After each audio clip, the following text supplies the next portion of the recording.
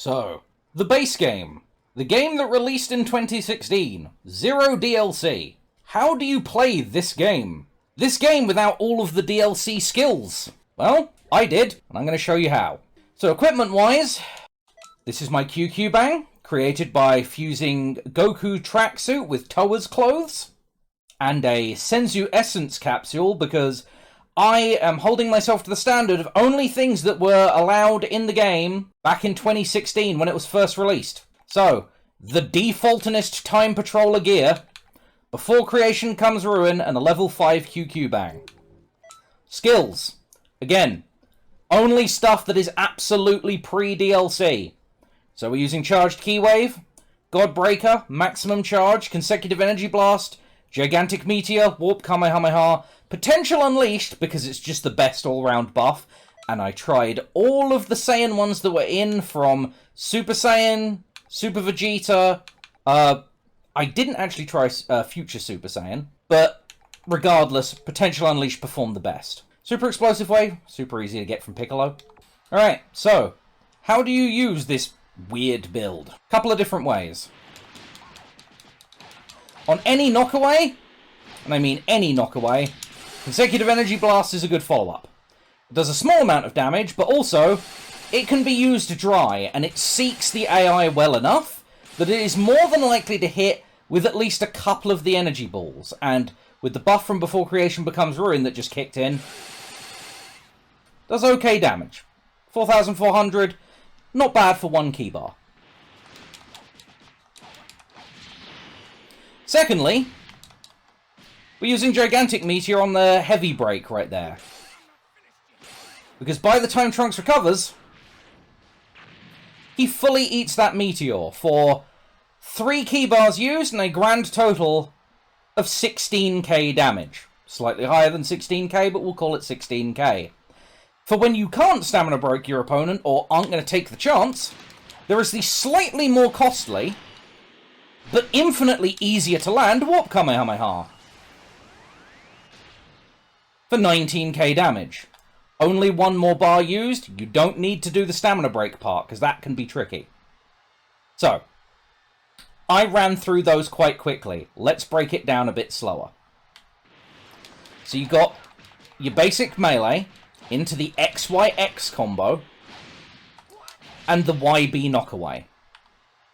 So let's break it down even further. While doing basic melee, press Y at the side kicks, then alternate X and Y. You'll get the up kick. After the up kick, very short beat pause after it makes contact. Don't press it too quickly, then YB. If you press it too quickly, it'll only register the B for some reason, and you'll just do a little key blast. That's not what you want. After this combo, instantly into Warp Kamehameha. Full damage, no need to stamina break. Tons of damage.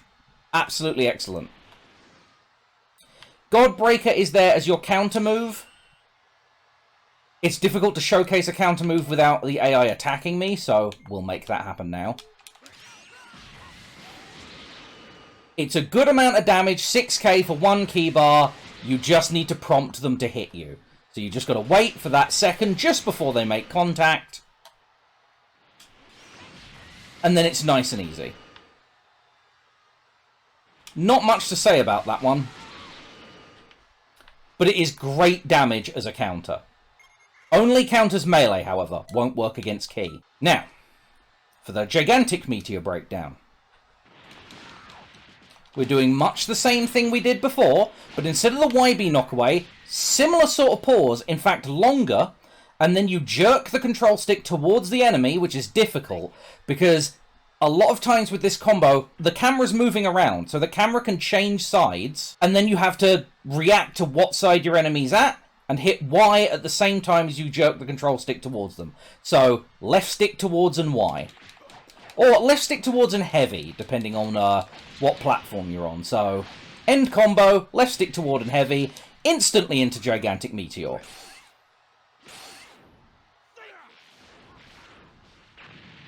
This can also be used with Warp Kamehameha, but Warp Kamehameha can connect on just a regular knockaway. But if you want to stamina break them and use Warp Kamehameha, that is also acceptable in case you just want to make sure that they can't evasive out of it. This works too. However, you'll notice it didn't start dealing damage immediately. So if you're doing Warp Kamehameha on the stamina break version, you actually want to leave it a second for them to recover, then do the Warp Kamehameha, then it hits for full damage. Otherwise, they seem to miss a portion of it. Although the damage registered the same, so I don't believe it's that big of a deal. Charged Ki Wave, I find, is just super useful because running almost any build, you need stamina. Stamina is the most critical thing.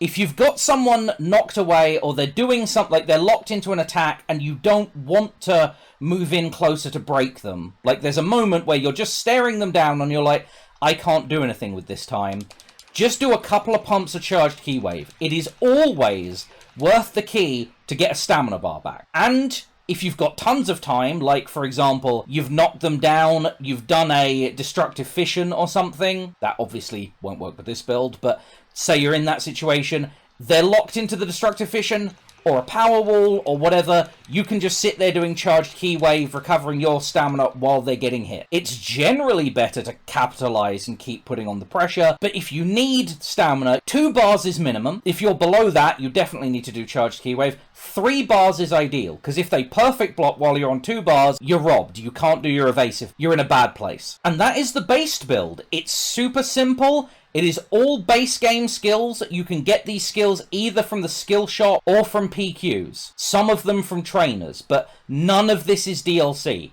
This is accessible to literally everyone in the game. And in fact, I don't recommend anyone try this build with the QQ bang I've got going on, because I limited myself more than necessary so that when I succeeded, it showcases anyone can succeed at this.